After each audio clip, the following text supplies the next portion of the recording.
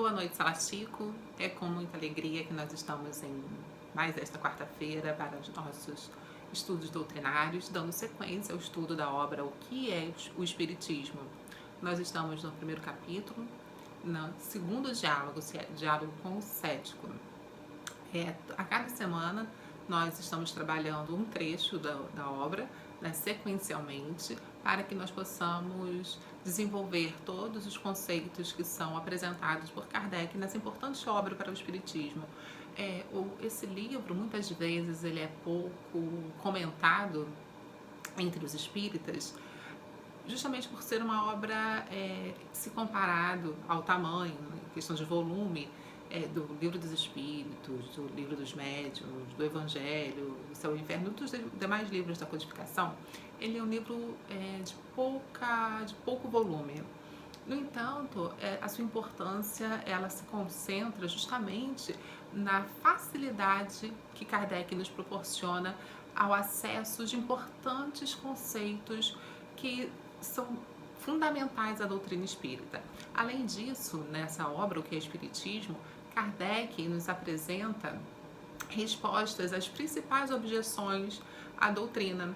Então, depois de um contexto em que ele se vê obrigado a explicar e reexplicar diversas vezes esses mesmos conceitos, né, as questões que tornam a doutrina espírita o que ela é, ele sentiu a necessidade de uma obra que sintetizasse e desse margem para a compreensão de uma forma mais abrangente do que é a doutrina espírita.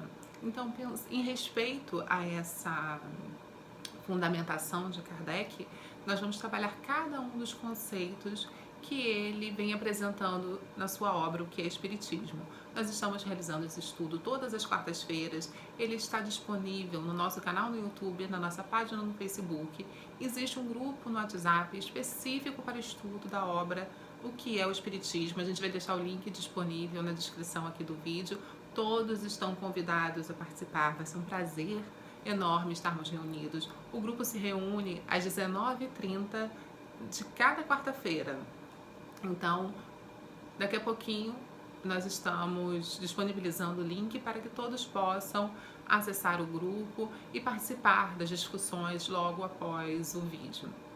Feito esse convite à participação de todos, vamos fazer a nossa prece inicial e darmos prosseguimento ao nosso estudo da noite. Vamos elevar os nossos olhos, elevar os nossos pensamentos a Deus e agradecer a oportunidade de estarmos reunidos mais esta noite. Agradecemos, Senhor, aos importantes ensinamentos que sempre nos são proporcionados pela doutrina codificada por Kardec, que à luz dos ensinamentos de Cristo, das leis da natureza, nos evidenciam a Tua grandeza, Senhor. Além disso, nos proporcionam a oportunidade de caminharmos em direção ao nosso progresso. Agradecemos aos nossos irmãos que estão aqui presentes conosco, mesmo aqueles que não podem estar participando tão ativamente do estudo. Nós agradecemos e pedimos a iluminação, que todo o nosso carinho, que todas as nossas vibrações positivas cheguem a cada um deles. Pedimos, Senhor, a iluminação necessária para seguirmos adiante em mais uma jornada. Graças a Deus. Bem, nessa sequência de estudos, né, que nós estamos agora trabalhando com o segundo diálogo do primeiro capítulo, diálogo com o cético, nós vamos falar essa noite sobre os fenômenos simulados. E eu queria começar com uma prerrogativa, né? Quero ser bem objetiva nesse início. A gente vai falar que não existe fenômeno espírita, não existe fenômeno mediúnico simulado. O que eu até quero dizer com isso? Olha, a gente vai falar sobre um trecho de um capítulo sobre fenômenos simulados, e a gente já começa com essa afirmação, sim, porque eu acho que é importante nós pontuarmos isso de uma forma muito objetiva e termos isso como nosso horizonte. Não existem os fenômenos mediúnicos simulados, senão eles não são fenômenos mediúnicos. Ou é fenômeno mediúnico ou está simulando um fenômeno mediúnico. E é sobre essa discussão que Kardec discorre nesse trecho. Ele vai apresentar o porquê que existem essas simulações e de que forma que nós podemos diferenciar o que é simulado e do que é verdadeiro. Então, nesse pequeno trecho da obra, ele faz essas descrições e nós vamos organizar as nossas ideias para tentarmos compreender aquilo que Kardec nos propõe. Então, ele começa das primeiras linhas desse trecho da seguinte forma: o visitante, questiona: não estará provado que fora do espiritismo esses mesmos fenômenos podem produzir-se? E disso não podemos concluir que eles não têm a origem que os espíritas lhe atribuem? E Kardec responde: por ser uma coisa suscetível à imitação, segue-se que ela não exista? Kardec é muito taxativo, Como em toda obra codificada, ele é muito pragmático, ele é muito objetivo nas suas respostas. Apesar dele discorrer muito bem e explicar muito bem, ele deixa muito claro também a sua posição. O visitante, no caso o cético, ele quer saber se, olha, já que existem fenômenos fora do espiritismo, já que existem fenômenos que podem ser produzidos fora desse ambiente de sessões mediúnicas, será que a gente não pode concluir que esses fenômenos não têm a origem que os espíritas atribuem? Está querendo dizer o seguinte: será que, já que existem pessoas que produzem esses fenômenos que os espíritas estudam e indicam serem oriundos dos espíritos, provocados pelos espíritos, será que esses fenômenos espíritas também não são simulados? E Kardec, na sua resposta objetiva, diz: olha, se uma coisa pode ser imitada, significa que a coisa verdadeira não exista? E é muito pelo contrário, é exatamente o ponto que ele quer chegar. Kardec, nesse capítulo, ele vai mostrar: olha, já que uma coisa está sendo passível de imitação, é porque a coisa verdadeira é importante. Sobre isso, ele faz uma colocação muito pertinente, colocando da seguinte forma: isto é privilégio de todas as coisas que apresentam a possibilidade de engendrar falsificações, ou seja, que somente aquilo que pode possibilitar falsificações as pessoas vão se interessar por falsificar. Por que as pessoas se interessariam por falsificar alguma coisa que não tem importância, que não poderia dar nenhum tipo de retorno para elas? Então, só aquilo que dá retorno, que é interessante, pode ser alvo de falsificações. E o que ele coloca como sendo uma espécie de privilégio, porque dá importância àquilo que está sendo tentado a reproduzir, está se tentando reproduzir uma coisa que tem algum tipo de importância, seja pelo motivo que for, para aquele que está tentando imitar, tentando simular aquele episódio. Então, a gente percebe que só vai se falsificar aquilo que se é do interesse. Nesse sentido, Kardec vai buscar contextualizar a existência de simulações desses fenômenos mediúnicos. Para isso, ele vai apresentar o contexto próprio do século XIX, período em que a doutrina foi codificada, em que os fenômenos das mesas girantes, a comunicação com os espíritos era uma atração.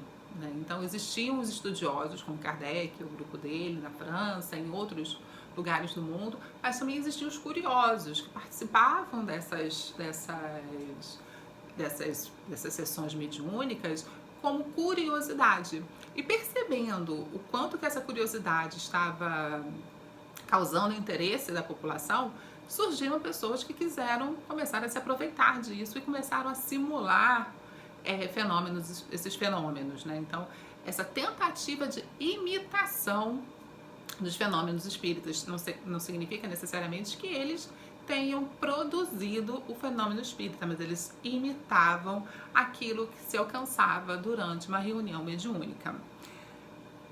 Citando o que Kardec nos coloca, vem o seguinte: acreditaram alguns prestidigitadores que o nome do espiritismo, por causa de sua popularidade e das controvérsias de que era objeto, podia servir a explorações e, para atrair a multidão, simularam mais ou menos grosseiramente alguns fenômenos de mediunidade, como já tinham simulado a clarividência sonambúlica, e todos os gaiatos aplaudiram bradando: eis aí o que é espiritismo?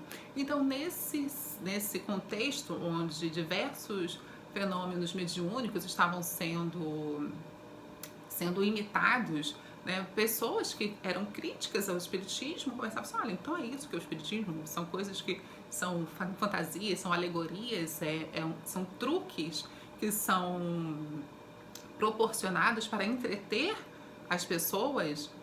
E Kardec, ele vai pacientemente explicando como é possível identificar essas simulações, como é possível compreender o que é de fato um fenômeno mediúnico.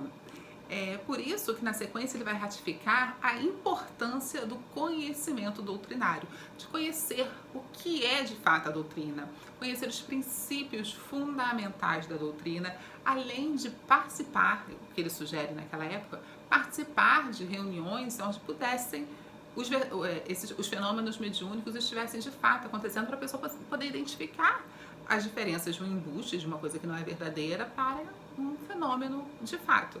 Então ele coloca o seguinte: antes de pronunciar tão positiva sentença, eis aqui o espiritismo, deve-se refletir que as asserções de um escamoteador não são palavras de um evangelho, e certificar se a identidade real entre a imitação e a coisa imitada.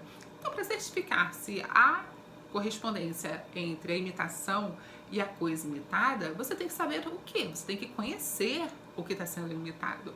Você tem que conhecer os princípios da coisa imitada. A gente lembra lá do diálogo com o crítico, quando Kardec afirmava a importância daquele indivíduo conhecer os princípios para que ele pudesse criticar, porque senão as críticas seriam vazias, seriam infundadas. Para que haja fundamento nas críticas, é necessário conhecimento. E o conhecimento só vem a partir do estudo. Então é necessário esse estudo aprofundado até para fazer críticas. E aqui o Kardec vem nos colocando que é necessário o conhecimento para que nós possamos identificar as possíveis falsificações, as possíveis simulações de fenômenos. Então, é a partir de você ter um parâmetro do que é real, que você vai poder identificar aquilo que não é real. É esse parâmetro que nós estamos buscando aqui também. Nós conhecermos, para que nós possamos, e esse é um dos objetivos colocados também por Kardec, nós possamos rebater as objeções, rebater as críticas que a doutrina oferece. Quantas vezes em conversas nós nos deparamos com pessoas que fazem críticas ao espiritismo e por um motivo ou por outro podem nos faltar argumentos. Então é somente o conhecimento doutrinário que vai nos permitir responder de forma adequada aos questionamentos de críticos, de céticos e aos nossos próprios. Nós precisamos responder as nossas questões individuais a respeito do espiritismo. Quais são as nossas dúvidas, o que nós buscamos, quais os caminhos que a doutrina nos oferece para o nosso progresso. Então é só a partir do conhecimento adquirido, a partir do estudo, que nós vamos alcançar essas respostas. E uma forma, né, de desmistificar e de identificarmos as identidades reais, ela é sugerida a partir de um estudo mesmo pouco apurado, né, a partir das pessoas que estão visualizando esses fenômenos, essas tentativas de imitação dos fenômenos, tê-los-ia certificados de serem completamente outras as condições em que se dão os fenômenos espíritas. Eles, além disso, ficariam sabendo que os espíritas não se ocupam de fazer parecer espectros, nem de ler a Buena Dicha. Então Kardec nos mostra que os espíritas eles não vão se ocupar, não tem essa preocupação incessante de fazer aparecer, de provocar um grande espetáculo a partir dos fenômenos mediúnicos. Não é esse o objetivo dos fenômenos mediúnicos. Os fenômenos das mesas girantes e outros fenômenos espíritas, fenômenos mediúnicos, eles aconteceram no século XIX de uma forma mais intensiva, mais intensa, porque eles tinham a finalidade didática. Hoje em dia nós não presenciamos esses fenômenos com tanta frequência porque as bases da doutrina já foram estabelecidas com o auxílio daqueles fenômenos. Então, assim, para que a gente vai continuar tendo esses espetáculos, por exemplo, da mesa girante, se a função daquele fenômeno já foi cumprida? Então, assim, os fenômenos mediúnicos hoje, eles têm outras funções, que não é essa função de organizar, ajudar a organizar, e essa função didática para o início dessa doutrina que estava sendo concebida. Para ilustrar o quanto que as pessoas se agarravam a qualquer coisa que pudesse parecer uma explicação da doutrina espírita para tentar fazer uma crítica, para tentar fazer algum tipo de objeção à doutrina, Kardec ele vai citar um exemplo de um amigo jornalista que foi assistir a uma peça de Shakespeare, né, Macbeth, e esse jornalista disse, olha, que bom, né, que eu vou assistir essa peça, só assim eu vou poder falar sobre o espiritismo. Porque não sei se, assim, rapidamente, nesse trecho, nessa peça, se tem o diálogo, o Macbeth, ele é assombrado por um espírito, né, do espírito de seu pai. Então ele, nesse processo de assombração, ele passa por diversos transtornos e a peça gira em torno dessa relação de Macbeth, né? E o jornalista acha que isso é o suficiente para ele tecer qualquer tipo de comentário a respeito da doutrina espírita.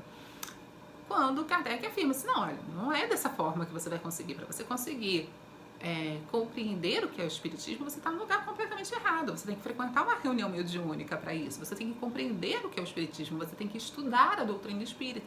Porque senão você vai estar sendo falacioso. Você não está correspondendo com a verdade. E ele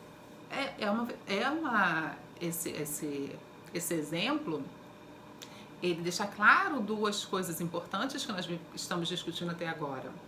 Como que as pessoas, para fazer críticas, elas buscam qualquer artifício para alcançar nessa crítica, qualquer coisa, isso aqui lembra o espiritismo, então isso resume a doutrina espírita. Não, não resume a doutrina espírita, muito pelo contrário. E para você conhecer e para fazer críticas, é necessário você conhecer, e você só pode conhecer a partir desses dois princípios, né?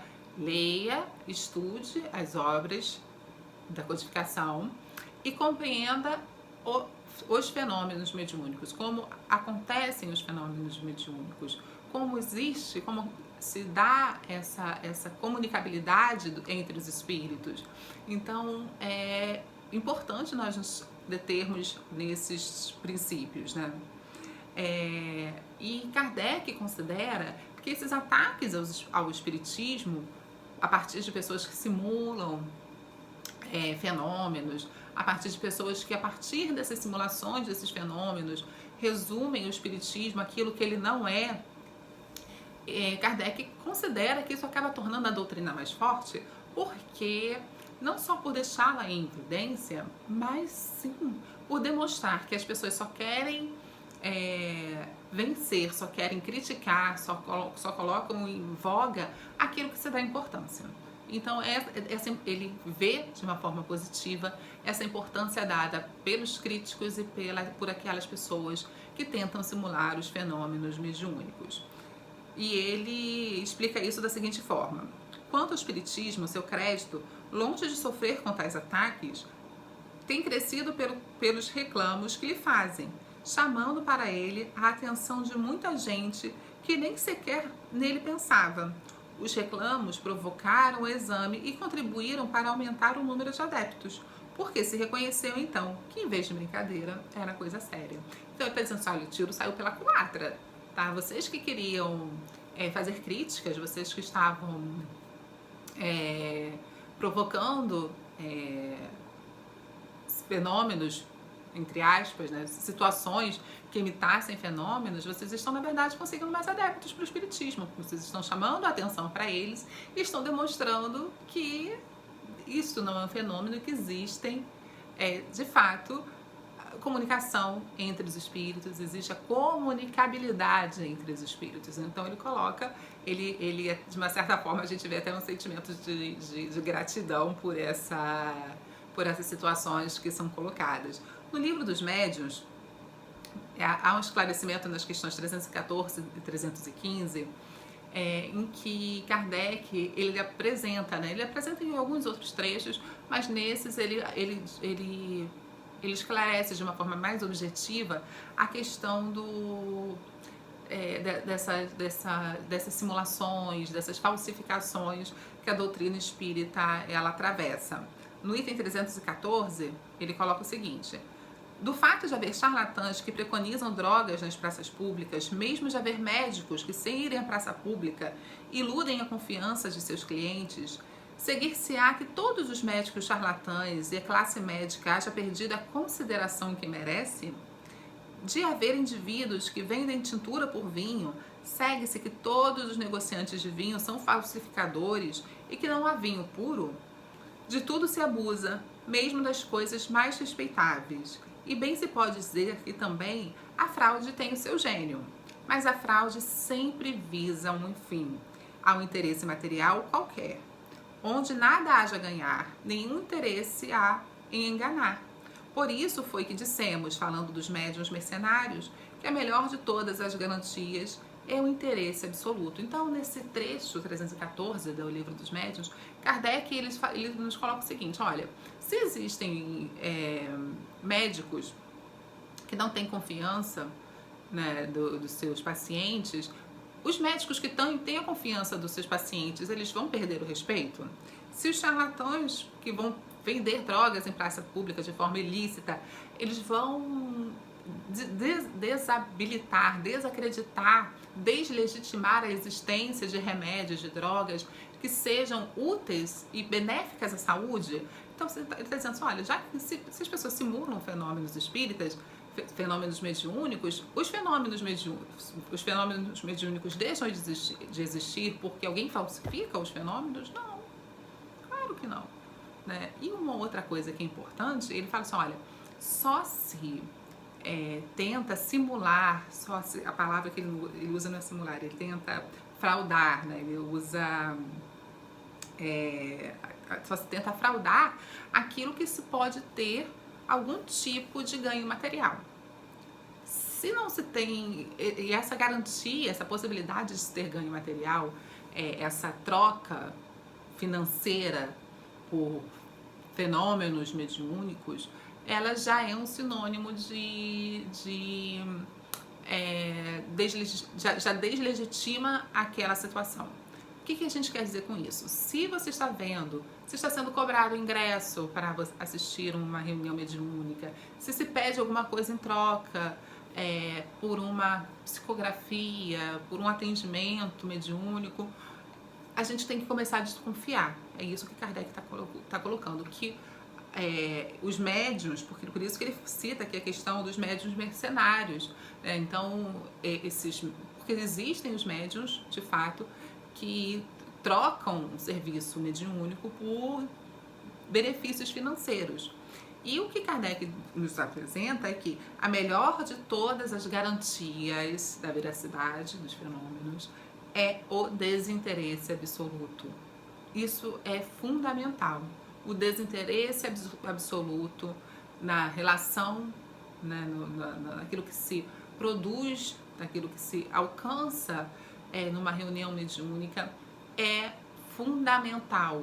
É uma das grandes garantias que temos para a sua veracidade, para a sua honestidade, para pautar a sua origem. Porque mesmo agora a gente vai fazer só um parênteses, porque a gente falou dos médiuns mercenários, porque a gente sabe que os espíritos que vão se prestar a participar dessas reuniões em trocas financeiras, na sua maioria não são espíritos evoluídos, são espíritos que ainda precisam de um processo evolutivo maior, que vão estar dando assistência a esses médiuns, né? No caso da existência de fato desses fenômenos. Então é só para a gente deixar claro esse aspecto, que entre essa diferença desses médiuns que Kardec coloca como mercenários e daqueles que utilizam a mediunidade de forma gratuita, né? Que essa é a forma que ele considera como sendo a mais garantida de todas elas. Então, nesse item, sobre os fenômenos espíritas, sobre os fenômenos simulados, a gente retoma lá o início da nossa noite, que não existem fenômenos espíritas simulados. Vão existir os fenômenos mediúnicos e vão existir as simulações de fenômenos, que são tentativas de atrair público, de conseguir dinheiro em nome de alguma coisa que tenha interesse do público. Como sempre, é o interesse do público que vai determinar o interesse, a intensidade desse tipo de atitude. A gente vai encerrar por aqui, né? Eu acho que nós elencamos alguns pontos principais a respeito desses fenômenos simulados. A gente vai abrir para os debates agora, pensando, né? Vamos pensar, nós já presenciamos alguma situação em que havia essas objeções aos fenômenos mediúnicos através da simulação, através da falsificação de fenômenos? Será que algum de nós já presenciou isso? Vamos deixar essas respostas para o grupo de estudos aqui adiante. Até já!